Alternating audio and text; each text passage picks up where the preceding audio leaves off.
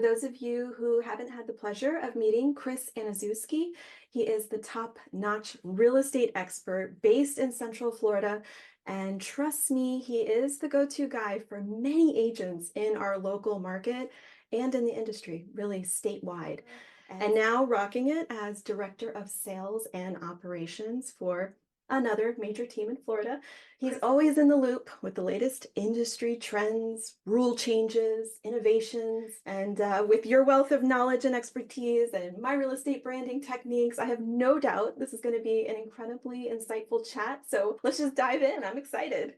Awesome. Thanks for having me, Carolina, and for all your kind words. How do you anticipate that the real estate market will begin to evolve in response to this whole NAR settlement? That's the biggest thing is going to be, will they or won't they use an agent? And if they do decide to use an agent, now that they're paying for it, their choice of who they use is going to be pivotal. A lot of times before it was like, yeah, I get one for free, so to say, right? Like I get assigned an agent. So I think the competition is going to be fierce, right? It's gonna cause a few things. One, some of those agents that were kind of part-time agents weren't really in it. I think you're going to see a lot of them go away. And so this becomes a business decision and not necessarily a personal relationship, right? The other piece is that just because agents are going out of the business, those part-time agents, doesn't mean that the competition is going to get any less for the agents that remain. It's actually going to get more fierce because now it doesn't mean that that market share is just going to flow right to you as an agent. It's going to flow to whoever can represent themselves the best. And so that's where setting yourself apart from the crowd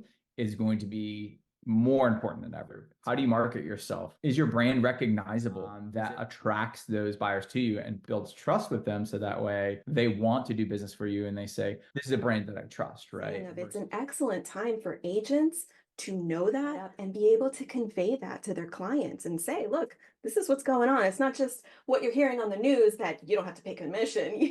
There's more to it, which affects you as the buyer and also would affect you as the seller. Public perception, right, is that agents are just door openers, right? Like, oh, wow, they go, I schedule a showing, they open the door for me. Great. What else are they doing for me, right? That's been public perception. That's been the media's perception, or at least what they like to convey. Because there's going to be a really quick realization that real agents, real professional agents that know their business, that hone their craft, they're much more than door openers, right? Because that presence of brand and that trusted brand, it's going to be imperative because that's where for those clients, because that's where they're going to flock to, right? And you want to be, as an agent, you want to be that person that embodies that, right? It really comes down to a lot of that is consistency. How are you showing up? It's a super simple, idea, but a lot of agents don't do it. You talked about differentiating yourself out of the market. So in what ways do you really believe that new agents, established agents, these part-time agents, can leverage branding or marketing or any of these type of touches to really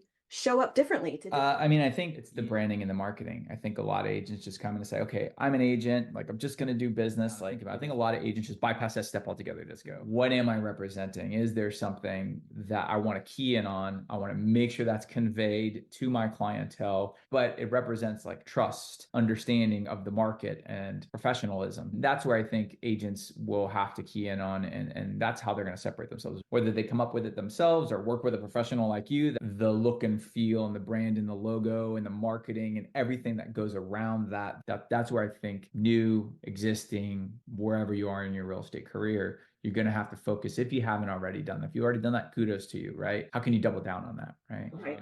I get a lot of referrals.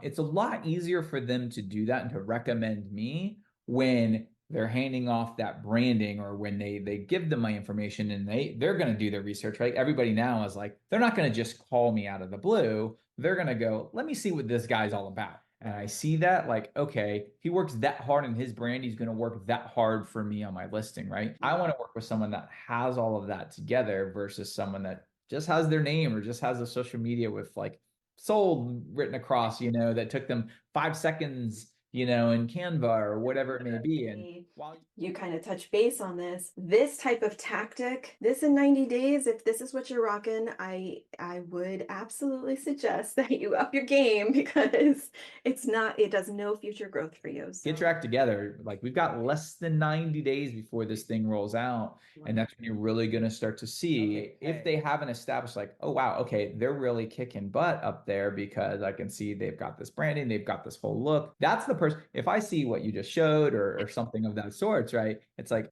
because that person, if they're not even spending more than 5 seconds on their own personal branding on a deal they just closed, are they really going to spend a lot of time following up with my client, right? And it's all about the follow up, right?